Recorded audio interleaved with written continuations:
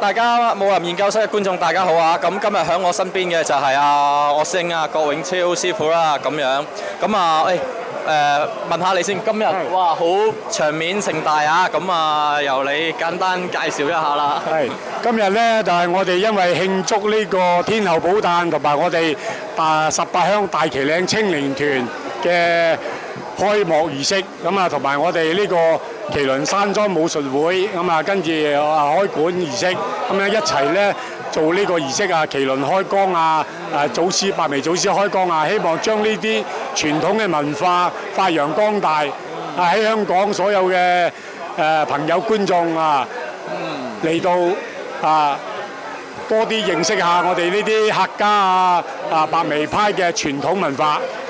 咦，我好似頭先我見到咧，佢嗰個開光儀式各樣嘢好似我平時都好少見㗎喎，係咪啊？可唔可以介紹一下輕輕？係啊，呢個麒麟開光嘅儀式咧，係由我哋一個本村嘅一個師兄弟咧，係喺龍崗嗰啲傳統客家祖傳，用一種道家、法家嘅名義嚟係嘛？請我哋喺呢個儀式之下開光嘅，所以咧同出邊嗰種開光儀式係唔相同嘅。哦，好似話有啲名堂喎，我頭先見到有啲金錢啊嗰啲嘢咁樣㗎，係嘛？係，今年咧我哋有一個主題咧係遊行喺呢個天后寶誕嘅，咁咧我哋咧會用一種咧麒麟嘅表達麒麟送金錢。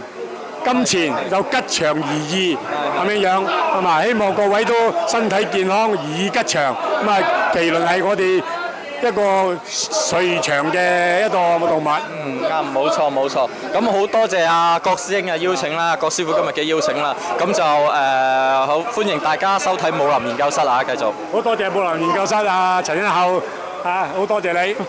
好。